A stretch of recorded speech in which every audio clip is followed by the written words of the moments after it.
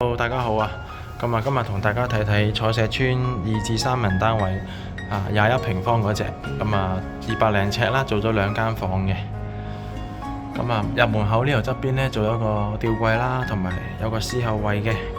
仲埋個鞋櫃，鞋櫃加埋櫃桶有得用。呢度擺下啲入戶嘅小物件啦。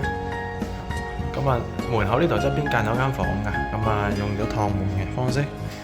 趟門方式間咗房啦，上面咧有趟窗嘅，可以透氣啦，亦都透光啦。下面呢度咧就係一個玻璃呢個趟門啦，間房用嘅。廚房呢度咧就係吊櫃啦，連埋咧下面咧有櫃桶啦、雲石啦、木門仔啦，同埋咧有個洗衣機台面啦。我哋新做嘅洗衣機台面，可以擺到飯煲水壺切雞斬嘢都冇問題嘅。依家咧洗衣機、煮食爐、熱水爐同埋油煙機咧都裝好晒㗎啦。成套都 OK 㗎啦個廚房。之後咧睇翻個地下鋪咗600乘600嘅方磚啦。呢個位置咧就係餐台位啦。呢個位置就梳化位置嘅。呢個位咧就透氣透光嘅玻璃啦。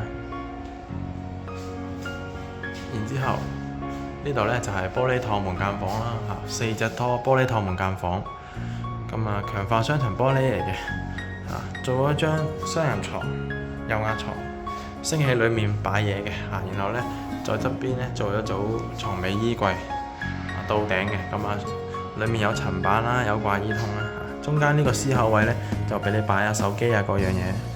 裡面咧亦都係掛3通嘅。呢個咧就係2至3人間2間房嘅做法。頭尾房嚟㗎。頭尾房咧就光猛啲啦，日頭咧就依家咧都係可以見到咧相當光猛嘅。磨砂玻璃4趟門。如果大家收到2、3人單位嘅，或者即將收鎖匙嘅，可以歡迎揾錦創意去報價。參考下呢個案例都幾舒服嘅。多謝大家收睇。